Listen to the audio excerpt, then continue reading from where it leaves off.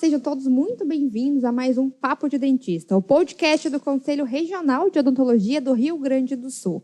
No episódio de hoje, vamos falar sobre a abordagem odontológica e multidisciplinar do paciente sistemicamente comprometido, que foi tema do último evento da Comissão de Odontologia para Pacientes com Necessidades Especiais aqui do CRORS no último dia 12 de abril. E para conversar com a gente sobre esse assunto, estamos recebendo aqui hoje no Papo de Dentista a presidente da Comissão de OPNE, doutora Márcia Cansado. Doutora Márcia, seja muito bem-vinda. Muito obrigada. Para mim é uma emoção muito grande, né? Porque eu acredito que seja esse o primeiro podcast nosso aqui desta entidade e é realmente um momento assim muito importante porque está ao meu lado, né, o nosso convidado que esteve conosco ministrando o curso, né, e que é o professor Paulo, da USP Bauru, que veio justamente nos ensinar um pouco e falar um pouco da importância dessa nossa especialidade, desse olhar para esse paciente tão especial, né, que nós somos dedicados a ele. Exatamente. Muito obrigada, professor Paulo, por estar aqui ao nosso lado é uma honra. E participar desse bate-papo tão importante para que todos os cirurgiões dentistas, né, técnicos, e possam ter acesso a esse nosso bate-papo num tema extremamente importante. Doutor Paulo Sérgio Santos, seja muito bem-vindo ao Rio Grande do Sul e ao nosso conselho, nosso CRORS. Doutor, muito bem-vindo. Eu agradeço a oportunidade de estar aqui, o convite é uma satisfação. Obrigado pela apresentação, Victória, professora Márcia. É sempre gratificante para um docente de uma universidade pública trazer algo que é o seu dia a dia para disseminar o conhecimento e fazer com que outros centros possam fazer o que você já sabe fazer. Às vezes é só consolidar um conhecimento, às vezes é um conhecimento novo, mas trazer algo que o profissional vai ajudar a população, seja no ambiente privado ou no ambiente público, é algo muito gratificante e eu acho que é muito digno, e que nós precisamos de ações como essas, que é uma iniciativa que se está tendo aqui no CRO do Rio Grande do Sul. Muito obrigado. Estamos também com a doutora Ana Rita Potrick, que é integrante da Comissão de OPNE aqui do Conselho. Muito bem-vinda, doutora Ana. Obrigada, Vitória. Para mim é uma honra estar com esses dois mestres aqui. E desde sempre, né, a professora Márcia, desde a minha graduação, né, podendo aprender com ela. E hoje com o professor Paulo, que assim, eu conhecia só dos livros que eu estudava, né, das aulas da internet, dos congressos, e hoje estar aqui ao vivo com ele é uma alegria. Muito obrigada, professor. Doutor Paulo, para a gente começar, né, a gente gostaria que o senhor se apresentasse um pouquinho, para quem não o conhece, saber, dar um pouquinho da sua trajetória na odontologia, por favor. Ok. Então, meu nome é Paulo Santos, eu tenho 2 formações de graduação. Eu fiz faculdade de enfermagem e eu me tornei enfermeiro graduado com 19 anos de idade, eu era bem novinho, né? E depois eu fiz odontologia e logo que eu me formei em odontologia, pela afinidade com a enfermagem, eu comecei já a trabalhar em hospitais. E naquela época nem se falava em odontologia hospitalar.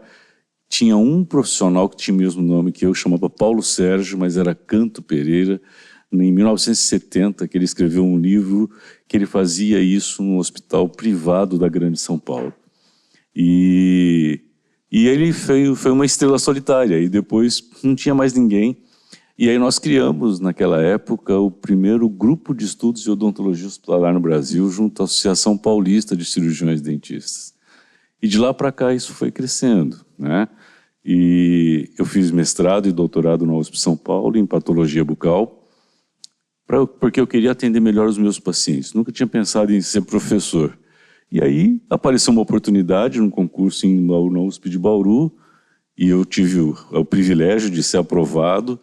E de lá para cá nós temos trabalhado lá em ensinar alunos de graduação, de pós-graduação, fazer trabalhos de extensão para capacitação de dentistas, para atuar atendendo pacientes sistemicamente comprometidos, tanto em nível ambulatorial quanto em unidades hospitalares. Certinho. Doutora Márcia, né, no último dia 12, né, a comissão de OPNIE realizou, então, esse evento, né, que trouxe a presença aí do Dr. Paulo Sérgio Santos. Fala um pouquinho para a gente, né, doutora, da importância da comissão OPNIE para o Conselho e também para a odontologia gaúcha. Eu ainda vou mais, viu, Vitória? Porque não é gaúcha, não, é brasileira, né? Depois, Paulo, por favor, fala do nosso grupo e tudo mais. Mas é justamente isso, a importância dessa comissão aqui, que nós começamos algum pouco tempo atrás, né? Veio justamente dessas necessidades, dessas carências que nós sentimos aqui no estado do Rio Grande do Sul, né? De falta de profissionais, a demanda enorme desses pacientes, né? E aquela dificuldade desses pacientes encontrar um atendimento odontológico e bem como, por exemplo, ir direto ali na Faculdade de Odontologia, onde eu sou professora da URGS, né? Justamente onde nós tínhamos um atendimento, né? E que era tanto paciente, e sempre eles necessitando cada vez mais de atendimento, mais pessoas para trabalharem, e essa carência tão grande. A partir desse momento, né, nós vimos que o Conselho estava abrindo algumas comissões, nós procuramos, naquela época, o presidente e solicitamos da necessidade da divulgação dessa especialidade, mas não da especialidade em si, desse olhar para o paciente com necessidades especiais, né? Já que era uma especialidade que surgiu em 2002, na qual fui, a partir do Conselho Federal de Odontologia Especialista, fui dessa primeira leva, né? Me tornei especialista, e cada vez mais essa dificuldade. Eu, como docente, né? Atendendo os pacientes numa solidão, diria assim, né? Com dificuldade de encontrar discípulos, não é, Ana Rita? Como você falou na graduação, que já seu olhinho já brilhava quando atendia esses pacientes, né? Eram poucos, né? Pouco apoio de colegas, docentes, para trabalhar juntos. E aí foi, né, onde nós começamos a trabalhar aqui no Conselho, que nos apoia e que nos apoiou desde então, no sentido de compreenderem, né, esta necessidade. Agora, te falo, Vitória, você está conosco aqui, já acompanha o nosso trabalho, é um trabalho que a gente está de formiguinha, a gente tenta fazer o que pode a todo momento, não para, né, mas sempre procurando estar ao lado, como, por exemplo, o professor Paulo aqui do lado, trazendo ele aqui, né, nossa casa, justamente para nos ajudar, porque é uma pessoa que tem a mesma filosofia, um pensamento idêntico, sabe as carências, está no dia a dia, trabalha, como a gente está ali trabalhando com esses pacientes, vendo as necessidades deles, né, e sinto que as coisas assim andam muito ainda devagar, né? Então a gente precisa desse papo de dentista, de cursos, a comissão de PNE tenta fazer isso, abrir horizontes para que melhore a situação. Nossa, tão poucos especialistas nós temos aqui, imagina, em 2002, chegamos nem a 35, né? É um absurdo falar isso, né? Mas é o que a gente tenta. Eu, como docente na faculdade, tentando captar mais cirurgiões dentistas que têm esse olhar para pacientes com necessidades especiais. E esse caminho, na nossa especialidade, é um caminho que tem que ter garra, força, vontade. E assim como eu, né, como a Ana, quem está comigo na comissão, né, o Zé Ricardo e a Nicole, né, e outros colegas que trabalham conosco na Comissão Científica do Copergs aqui, né, existem outros estados também. A gente vê que a luta existe, esse caminhar, né, para o atendimento do paciente com necessidades especiais. Eu posso aproveitar e já fazer uma pergunta? Perguntar para o prof. Da tua experiência. Assim como a Márcia está falando, eu convivo com ela desde a graduação, me interessei por iniciativa própria e acompanhei o trabalho dela e depois de servidora, agora eu sou servidora da universidade, entrei em 2018, comecei a trabalhar lá com ela nessa luta que a gente enfrenta todo dia de ensinar para os alunos dentro da graduação um pouquinho da nossa especialidade. Como é que tu vê assim, a entrada da OPNE dentro dos cursos de graduação? A gente sente ainda uma dificuldade, né? Como é que eu posso dizer? Um estranhamento por parte, muitas vezes, dos colegas em introduzir a especialidade, mas nós consideramos que é muitíssimo importante para a formação do cirurgião dentista. Eu queria ouvir de ti, da tua experiência, né, que é maior do que a nossa, como é que tu vê esse caminho e o futuro dessa entrada? Obrigado pela pergunta, é uma pergunta interessante. A primeira coisa que eu acho que tem que acontecer é nós desmistificarmos, tanto para a população em geral, quanto para a população odontológica e para os outros profissionais de saúde, o que é essa especialidade. Porque muita gente não tem a mínima noção do que nós estamos falando. E eu acho que isso é muito importante. Então, se você for por definição do que existe o que é a especialidade de odontologia para pacientes com necessidades especiais, é atender pessoas desde que tem fobia de dentista, que tem doença sistêmica, que não consegue um TDAH, um TEA, um Down, um paralisia cerebral, um paciente com câncer, uma gestante, um idoso deficiente que não está conseguindo sair de casa, que precisa de odontologia em casa, do suporte em casa, um paciente que está hospitalizado, que é só um momento. E se você for analisar, quem se encaixa nisso? Mais de 70% da população. Então, é dessa população que nós estamos falando. Porque eu acho que, geralmente, as pessoas não dimensionam quem é a população. Então, quando você não sabe quem é a população que você vai oferecer esse serviço de odontologia, eles acham que não existe, ou acham que é só aquela pessoa que não tem condições de pagar e que ninguém quer atender e ele vai atender. E não é uma verdade. Né? Então, o primeiro desmistificação é entender qual é o conceito dessa área. Segundo ponto não acomete só pobres. Tá? Então, assim, o pobre, o desassistido num país, precisa de um suporte. E o governo tem que ter estruturas políticas, ações políticas para poder ter esse atendimento, mas existem ricos que também têm mesmas doenças. Então, é um mercado de trabalho.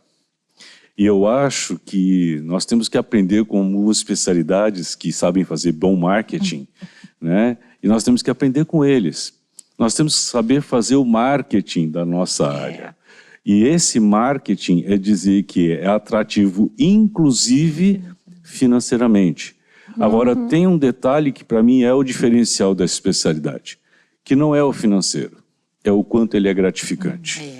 Então, assim, o quanto ele é gratificante. Um paciente que olha para você e fala assim, há 20 anos eu procuro um profissional para cuidar de mim.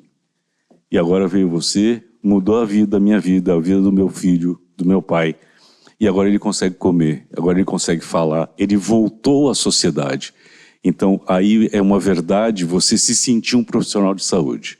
Então, eu acho que quando você mostra a paixão do que é fazer isso, que é resultante de gratidão, de resultado de ação profissional, sentir como um profissional, executar algo e ter um resultado, e isso ainda te sustentar financeiramente, eu acho que é essa mensagem que a gente tem que passar. Eu acho que quando isso chega, passa a ser uma área que possa ser mais atrativa e que a população e outros profissionais de saúde entendam o que nós fazemos. Assim, também uma dúvida que a maioria dos cirurgiões dentistas tem, e como o senhor falou, né, no nosso evento aqui, muito bem, em relação aos pacientes sistemicamente comprometidos, que a professora Márcia costuma dizer nas aulas, e eu repito agora quando eu dou aula, todos nós vamos ser um paciente com necessidades especiais. Um dia tu agora ratificou, né? Mas isso é um bicho de 7 cabeças, muitas vezes, para o profissional, principalmente o profissional lá da ponta, né? O que tu acha, assim, que dentro da formação geral poderia ser mais aprofundado? E aí eu me identifico muito, porque eu também a minha formação acadêmica é da estomatologia, né? Da patologia, que também é uma área que às vezes é muito, né, tida como difícil e tal. Mas, assim, dentro dos processos de aprendizagem que a gente tem na universidade, vou te dar um exemplo. A gente vê muito colega que não consegue interpretar exame laboratorial, né? O que tu acha que poderia ser feito de ações para os profissionais para continuar educando eles no sentido de melhorar o atendimento? É interessante que a nossa história da odontologia é uma história que ela vem de um ponto alto, ela desce e ela não conseguiu recuperar. E isso aconteceu não só no Brasil, como no mundo inteiro. Se você lembrar, na Europa eram os médicos dentistas, que hoje não são mais. Então, fazer medicina e a odontologia era uma especialidade. Nesse momento, você via, eu vou repetir isso daqui a pouco de novo, você olhava a pessoa e não a doença. Nos últimos 10 anos, nós estamos retornando ao século passado. Se você olhar o que tem na ciência hoje, quando se fala em medicina personalizada, não é wellness somente, tá? Quando se fala em medicina personalizada, significa tratar a pessoa. E por que tratar a pessoa é importante? E eu entendi isso de uma forma ruim, mas uma forma científica muito interessante. Eu encontrei, no hospital que eu trabalhava, 2 mulheres com câncer de mama.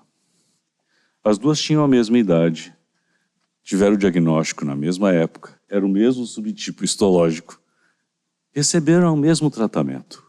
Uma curou e a outra morreu. O que foi que aconteceu? Foram tratadas? Foram tratadas do mesmo jeito? O que acontece? Nós temos impressão digital, nós temos DNA. Se eu trato a doença, eu não estou tratando a pessoa. E cada um reage diferente ao que é feito.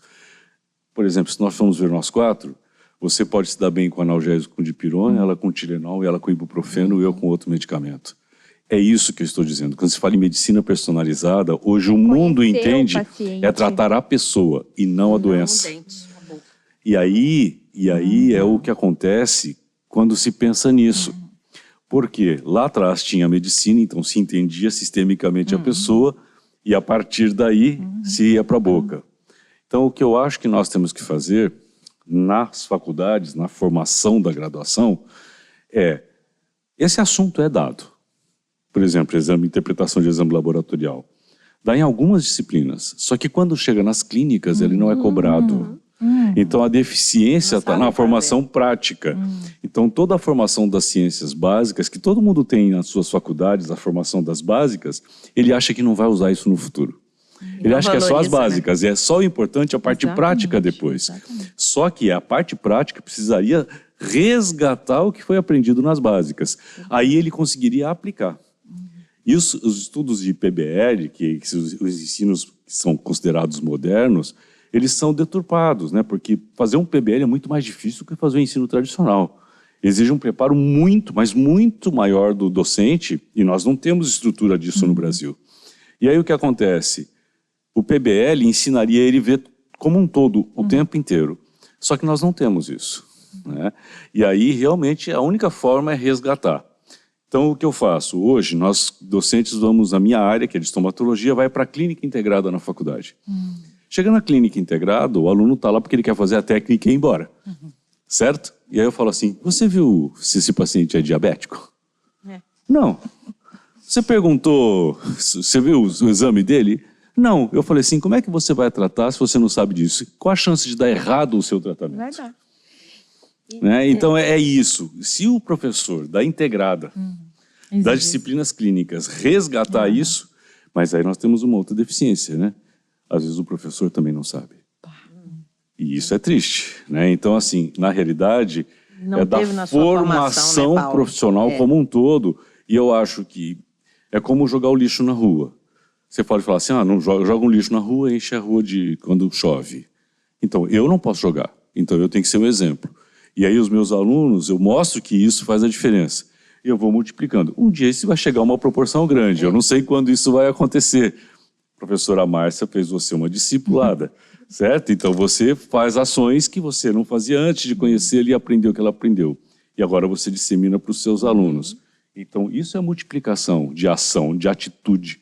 E eu acho que essa multiplicação de atitude é que pode fazer a odontologia melhor na área de pacientes especiais, a odontologia como um todo melhor, o país melhor, o mundo melhor. Eu acho que é isso a palavra de ordem que se fala no mundo inteiro hoje. O problema é que essa palavra exige uma ação sua, não uma ação, o governo tem que fazer, o professor, a instituição tem que fazer. Tem que começar por mim. E eu vou cobrar e batalhar por isso. Engraçado você falando aqui, eu achei muito interessante que eu vou fazer uma outra pergunta, porque eu já sei a resposta, porque pela qualidade do profissional que você é. Mas, quando você vai falando, tem que conhecer o paciente, o que ele falou? Que ele foi enfermeiro, olha, ele teve a informação de enfermagem. Sou fã dos enfermeiros. Na nossa extensão interdisciplinar, nós temos. É incrível como eles têm um pensamento assim do todo. O cuidar, né? Cuidar. Né? Então, a minha pergunta, meu querido, é justamente essa, né? A importância da enfermagem e depois na odontologia para você ser esse vínculo, intersecção. A importância que você se sentiu como que foi. Você fala assim, do todo do paciente, ao que você faz, é o que realmente ele pratica lá, né? Ele depois vai falar rapidamente quantos pacientes, quanta coisa ele faz, né? Mas essa relação sua da enfermagem na sua vida e depois a odontologia. É interessante isso, né? Eu entendo que nada seja por acaso e quando eu fiz enfermagem, eu não fiz enfermagem porque eu queria fazer, eu fiz enfermagem porque naquela época, né? Talvez muitos não saibam, mas não tinha internet, né? Então, assim, as inscrições para os vestibulares eram feitas pelo correio. Nossa. Né? E eu estudava num colégio em regime internato em Hortolândia, no interior de São Paulo, e meus pais moravam em Joinville. E eu queria fazer inscrição para o vestibular de odontologia. Eu sempre quis ser dentista desde os 8 anos de idade. E aí eu mandei pelo correio. O RG, a inscrição, Xerox, coisa que as pessoas não sabem mais o que é, né? Sim. E aí eu esqueci de colocar o CEP. E aí o documento com o meu RG ficou perdido por 2 meses e meio. Eu perdi todos os vestibulares de odontologia que eu podia fazer. E aí minha mãe, coisas de mãe, né? Falou assim, por que você não faz lá em São Paulo? Tem uma amiga minha que mora em frente a uma faculdade de enfermagem. Faz lá, só para fazer um vestibular. Eu falei, mas eu não quero ser enfermeiro. Ela falou, faz. Fiz, passei. Ela falou assim, faz um semestre. Daí no meio do ano eu fiz vestibular, daí eu não passei para odonto, porque eu estudava para a faculdade, era uma faculdade muito puxada. A gente tinha aula de manhã, à tarde e à noite. E ela falou, termina o ano. Aí eu não passei de novo no vestibular, eu falei assim, termina o curso. Né? Então, aquela coisa de mãe. E aí, hoje, eu entendo. Eu acho que o que eu faço pelos pacientes e a área que eu sigo tem uma influência muito grande da minha formação como enfermeiro. Naquela época que eu fiz enfermagem, quase não se contratava enfermeiro com faculdade. Era uma época que tinha técnico, não tinha o técnico ainda, era o atendente de enfermagem, era o auxiliar de enfermagem, tinham poucos enfermeiros contratados. E eu fui trabalhar num hospital que era perto de uma área complicada em São Paulo, que é o Largo 13 de Maio, em São Paulo, uma área de alta criminalidade. E eu comecei como enfermeiro noturno, supervisor noturno, eu era o único, tinha eu e uma obstetra. Então eu cheguei a fazer parto, né? Chegava 3 baleados, eu tinha que atender um, porque o médico plantonista não conseguia atender, eu tinha que suturar, entubar, eu tinha que cuidar do paciente. Ele falava assim, faz assim. E eu fui aprendendo. Então, eu acho que toda essa vivência me fez entender a pessoa. E a boca faz parte da pessoa, né? Então, eu acho que quando você acerta isso, a chance de ter sucesso no tratamento é maior. Hoje, o dentista lida muito... Nós, dentistas, e como profissionais de saúde, nós lidamos com expectativa do paciente, né? Em qualquer área. Seja uma área estética, seja uma área funcional, uma área de dor... Mas nós lidamos com expectativa. E quando você lida com expectativa, a expectativa ela pode não ser a sua. E geralmente ela não é a do profissional, ela é a expectativa da pessoa que está sendo tratada. Então, quando o profissional de saúde, incluindo agora o dentista, entende que essa expectativa é da pessoa que ele está atendendo, ou num caso de paciente especial, do cuidador ou do responsável por ele, você muda o seu olhar, o seu comportamento como profissional. Então, tem muito menos a ver com técnica.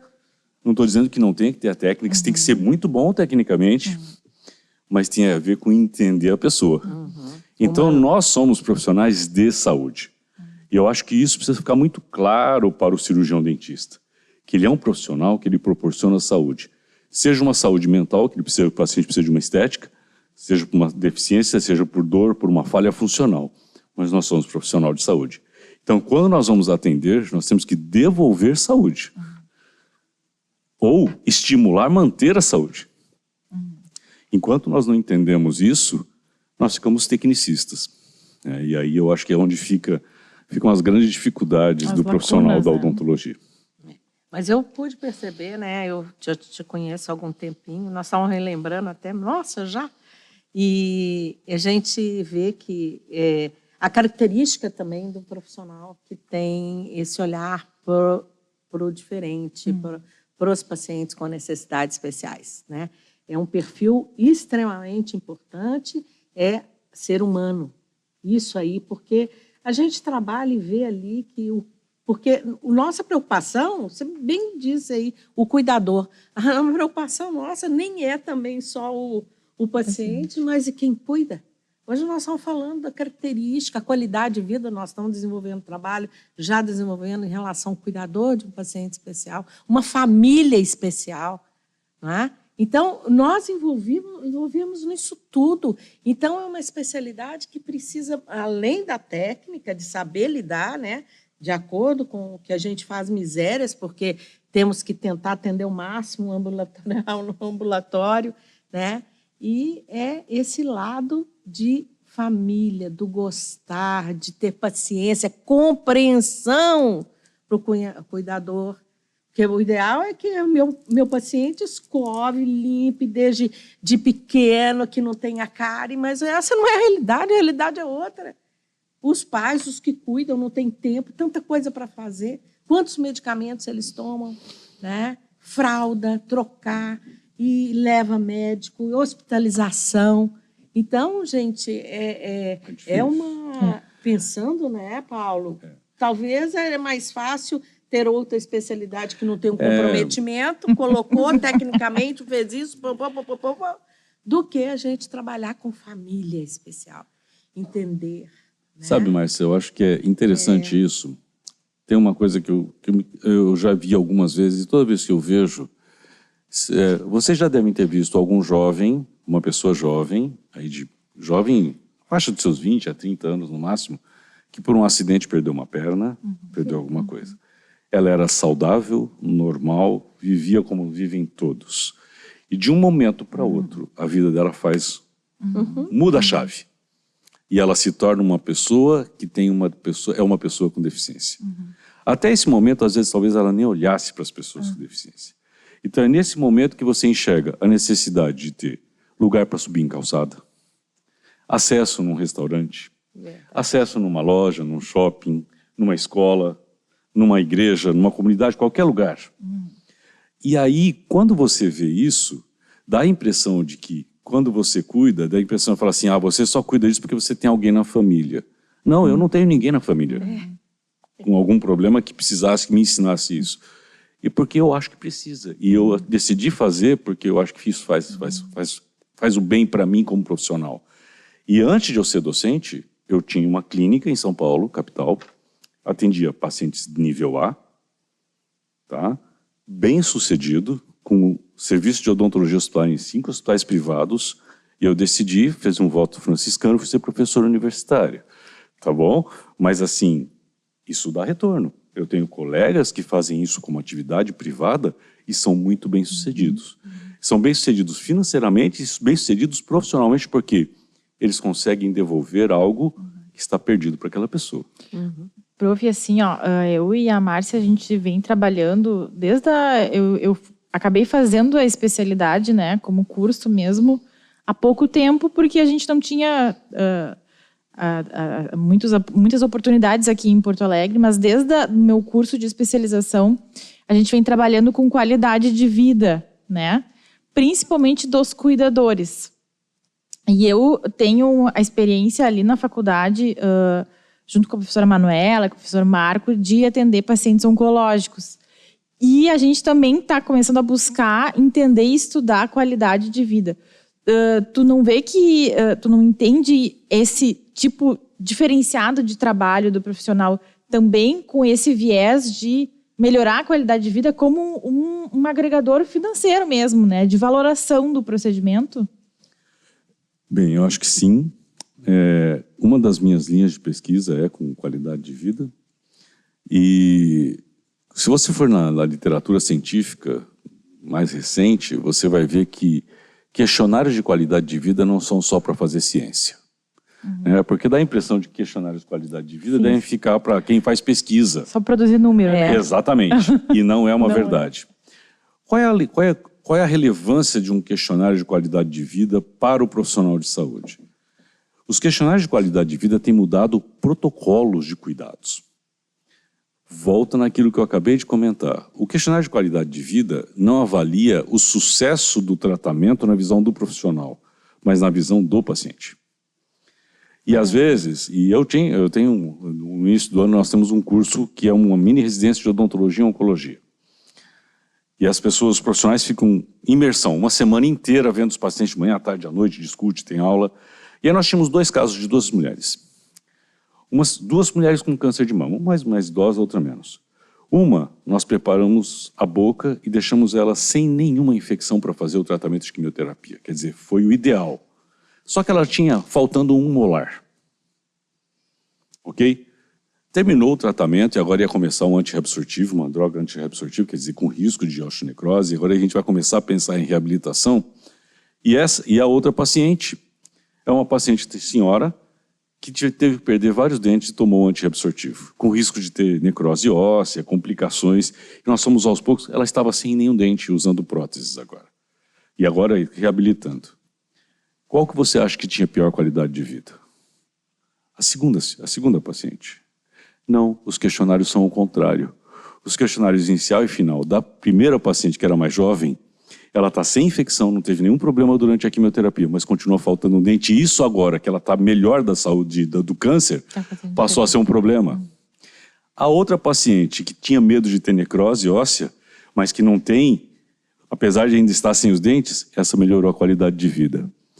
Para mim, isso é um tapa na nossa cara, né? Porque, assim, eu tinha a impressão de que a paciente mais jovem, essa que eu deixei em ordem, tinha melhorado a qualidade de vida, mas essa era a minha visão como profissional.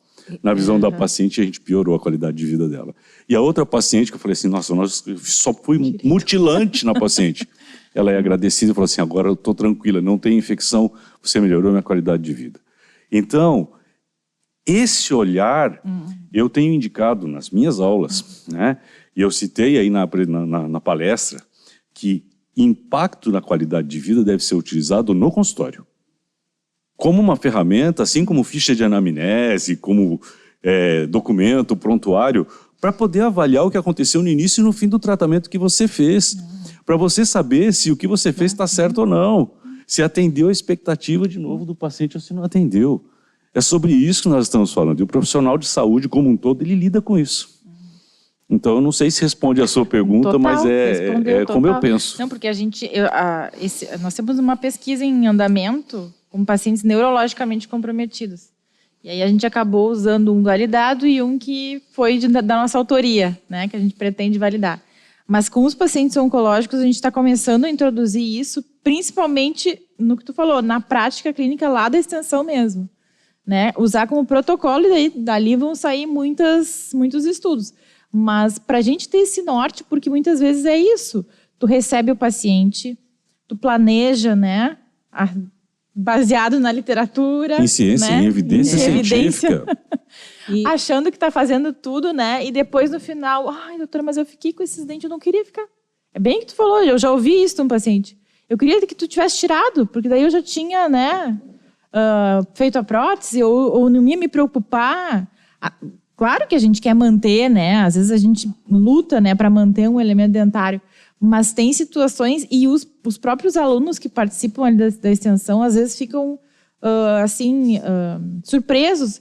Nossa, mas a gente vai fazer desse jeito? A gente vai fazer tantas exos?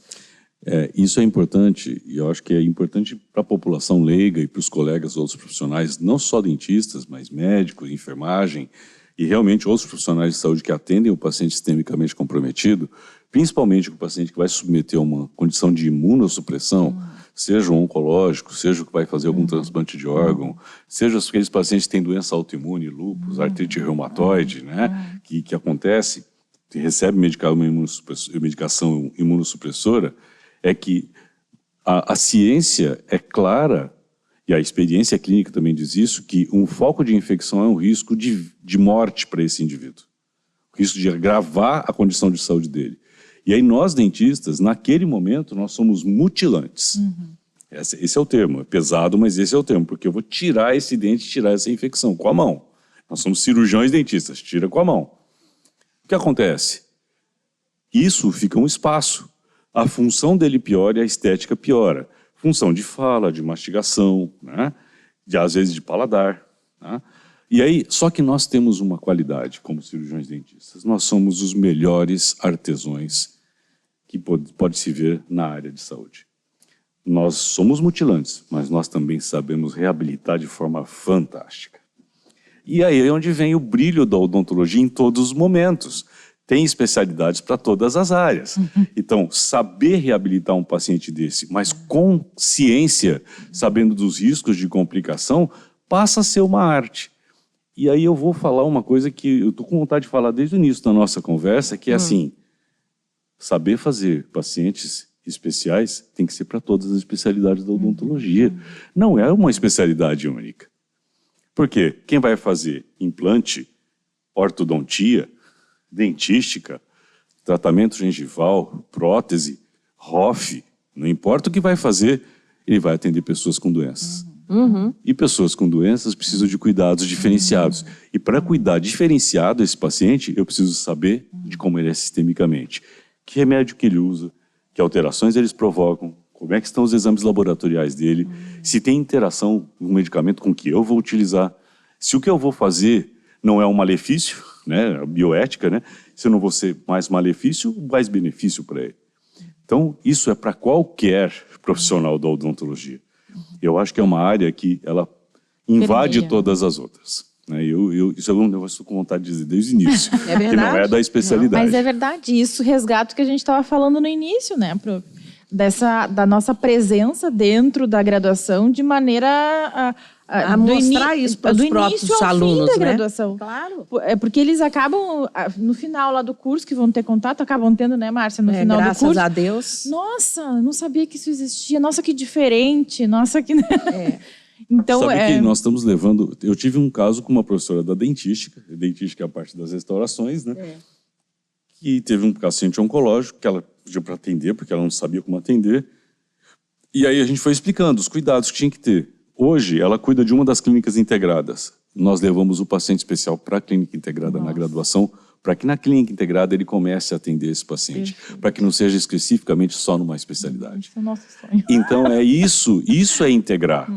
Isso é integrar as clínicas. Isso é a verdadeira integração entre todas as disciplinas da odontologia. E é justamente isso que você falou até no início, né, Paulo? Porque nós estamos conversando aqui das pessoas, elas incrivelmente, é incrível a situação de que já relutam por essa especialidade. Por quê? Por falta do conhecimento. Olha, você explicou muito bem aqui. Isso aí foi fabuloso, a definição, o campo de atuação, né? Em que os cirurgiões dentistas não têm que estar assim, eu não atendo ele isso e aquilo. Um medo, mas assim, sem ter experimentado. Então, aí eu venho, onde que é muito importante também a gente levar esse nosso encontro, é justamente, até eu compreendo que nós fizemos um trabalho aqui com os cirurgiões dentistas aqui do estado do Rio Grande do Sul, e a maioria questionou que não realmente atendem pacientes, né? Não tem esse olhar para essa especialidade devido à falta de formação na graduação. Aí vai a minha pergunta. É o efeito que teve desse encontro. Que encontros como esse façam a diferença na abertura da visão do cuidado que a pessoa pode ter como profissional para toda a população. Quem ganha? O profissional e a população. E a população, Então, eu acho isso muito importante. A gente nota que ainda, eu vejo no Brasil, né, as poucas universidades ainda tendo esse olhar, né, para essa especialidade, o paciente especial, né, e não preocupo ainda na formação dos cirurgiões dentistas. Formação assim, olha, é isso, assim, tão fácil, conversamos assim. Essa é a especialidade, ela é assim que funciona, né? E vivenciar um pouco. Isso a gente está desde o início do semestre, no ano passado, nós estamos com a curricularização da extensão lá na Faculdade Odonto, onde que agora todos os nossos alunos, né, formados na URGS vão ter tido a experiência. Pouca ainda, mas já tem. Mais com o contato ter, né? com o paciente com necessidades especiais. Né? E eu queria perguntar, e se o prof pode falar rapidinho sobre esse grupo de trabalho brasileiro, que acho que é bem importante as pessoas saberem que existe e o que está sendo feito. Legal. Em 2019, eu gosto de contar a história, vocês já perceberam. Eu gosto de ouvi-las. Né? Então, em 2019, teve um encontro em Brasília de professores de odontologia para pacientes com necessidades especiais, para todo o Brasil. E nesse encontro, eu encontrei duas colegas. Uma que foi uma das criadoras da especialidade no Brasil, que é a professora Sofia Uemura, e a outra que foi uma colega de pós-graduação, que foi a professora Nathalie Rezende. E aí eu digo que as resoluções mais importantes são tomadas no café, né? Então é na copa, é no café, não é nas reuniões oficiais. E aí elas falaram assim, Paulo, a gente está precisando, tem as entidades de classe já, mas está precisando de um grupo de trabalho que realmente faça ações efetivas. E aí começou um namoro, porque inicialmente eu fui contra. Por que eu fui contra? Já tem uma entidade de classe, já tinha e ainda tem, uma associação nacional. Mas a associação nacional faz essas ações? E aí eu fui metabolizando esse processo, né? E eu vi que todas as associações nacionais, elas não têm como objetivo isso. Assim como eu entendia muito errado os conselhos antigamente. Eu achava que o conselho tinha que fazer ações que não são do conselho.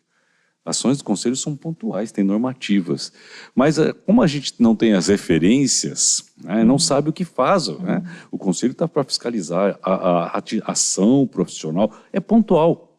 E às vezes a gente acha que o conselho tem que resolver um negócio que não é da alçada dele. Né? E é bem isso que eu entendi. Então eu fui metabolizando e até que chegou um momento que apareceu uma oportunidade entre nós três, que a gente conversar de novo, falar assim, Paulo, a gente precisa fazer, e eu não sei porque insistiam comigo, podia insistir com outra pessoa, né? Justo comigo que estava dizendo não, né? E aí eu cheguei à conclusão, eu falei assim, olha, vamos fazer, mas vamos fazer algo que não seja uma entidade de classe, que seja um grupo de trabalho. Mas o que é um grupo de trabalho? Grupo de trabalho seja de grupo de pessoas que trabalham. Porque, para dar o nome, né? Vamos fazer, vamos. Meu nome vai aonde? Não é isso, é grupo de trabalho, certo? E aí aceitaram, dividimos em 4 grupos, 4 frentes. O nome se chama Grupo Brasileiro de Pacientes Especiais, com Necessidades Especiais e Odontologia Hospitalar, porque a odontologia hospitalar se tornou uma especialidade agora no final de janeiro de 2024. E tem muita afinidade as duas especialidades, né? E isso foi um tema do curso que nós fizemos. Aí, o que acontece? 4 frentes para poder realmente trabalhar com ações efetivas para os profissionais, para a área. Um é a formação na graduação, que é o ponto que você está questionando. Né? O como fazer para as graduações terem maior inserção dessas áreas na formação do futuro dentista. O segundo aspecto é a extensão, a pós-graduação. Como ter pós-graduações acadêmicas, profissionais, cursos de especialização, residências, cursos de aperfeiçoamento, certo? Como ter isso regulamentado de uma forma que isso cresça com a especialidade, com a formação dos profissionais. Terceiro, disseminação da ciência. Ciência com esse grupo de pacientes. Por quê? Para qualquer uma dessas ações, vai precisar ter algo provando na ciência que aquilo tem um embasamento, que aquilo existe e é necessário. E o quarto são ações políticas, ao qual até a professora Márcia é responsável pelo grupo, né? Que são ações representativas políticas. Uma delas é Conselho Regional, Câmara de Vereadores, Câmara de Deputados, Congresso Nacional, Governo Federal, Ministério da Saúde. São ações junto até às entidades de classe, as associações de classe, para que tenha representatividade mais pontual. E nós combinamos que em um ano, esses 4 grupos têm que estabelecer 3 a 4 metas no máximo. E essas 3 a 4 metas deverão ser cumpridas em um ano. Então essa é a proposta. Tem representantes de todo o Brasil, de todas as regiões, tá? Tem profissionais com competência, que têm experiência, somos em 24 a 26 colegas, e tem até do Uruguai, né? Uma professora do Uruguai. Professora da UDELAR, isso. Então, assim, a ideia é que nós consigamos trazer realmente diferenciais para essas 2 áreas de especialidade do Brasil, que são tão próximas, para poder mudar o perfil, desde a graduação até ações políticas e ações que cheguem para o profissional e para o paciente. Doutor Paulo, a gente precisa encerrar o podcast, nosso episódio de hoje, infelizmente. E antes de a gente encerrar, gostaria que o senhor, né, falasse para, né, a classe odontológica que está nos assistindo, deixar um recadinho para o pessoal aí, né, o que o senhor gostaria de falar para encerrar esse episódio de hoje. Legal. Eu agradeço a oportunidade de estar aqui, é uma honra realmente, eu me sinto honrado. E também é um privilégio poder falar para colegas, para a população, para profissionais de saúde, para políticos, para representantes de classe, esclarecer um pouco uma necessidade. Eu acho que quanto mais conhecimento nós temos, mais chance tem de nós mudarmos aquilo que nós temos para mudar. Em todos nós temos coisas para mudar e o Brasil tem coisas para mudar. Então eu acho que é a repetição, é a persistência, é dizer que existe o problema e dizer para as pessoas, existe um problema e existem caminhos para solucionar. Depende de você e de mim. Então você que está nos assistindo, depende de você também e depende de nós também. E eu espero que isso tenha repercussões a curto, médio e longo prazo. Doutor Paulo, muito obrigado. Seja muito bem-vindo. Que o senhor volte muitas vezes aqui no Conselho, aqui no Rio Grande do Sul também. Obrigado. Com certeza, né, Vitória? Para mim é uma honra, eu não posso deixar terminar falando que é uma satisfação muito grande, porque com o Paulo eu aprendo muitas coisas também. E a gente que trabalha nessa área, a gente precisa justamente, né, Paulo, de ter pessoas assim que tenham o brilho no olhar quando está tratando de um paciente especial, quer ser resolutivo, vislumbra, é otimista, porque, sem dúvida nenhuma, eu tenho certeza, né, de que tudo que nós estamos fazendo aqui no Rio Grande do Sul, repercutindo nacionalmente, nós vamos ter resultados positivos. E a Ana sabe, as meninas que estão conosco, trabalhando, eu sempre falo, não vamos desistir, e às vezes já está passando a época de aposentar, não aposento, quando falo, não, pelo amor de Deus, vamos lutar mais, porque eu acredito que nós vamos cada vez mais conscientizar e sensibilizar a população odontológica, né, os colegas da beleza que é essa especialidade do atendimento ao paciente com necessidades especiais, né? Então, Paulo, muito obrigada, né, por ser esse companheiro de luta, que eu acho que é uma luta, nós estamos lutando mesmo, por uma coisa que a gente acredita e que vê que é a necessidade.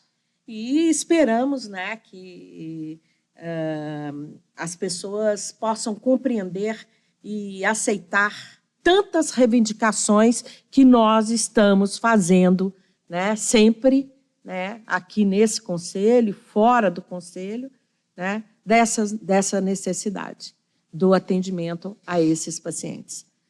Muito obrigada, uma satisfação, mais uma vez, obrigada ao Conselho Regional de Odontologia do Rio Grande do Sul, na pessoa do seu presidente, e por estarmos aqui inaugurando o podcast. Obrigada, Daniel, obrigada, Luciano, também.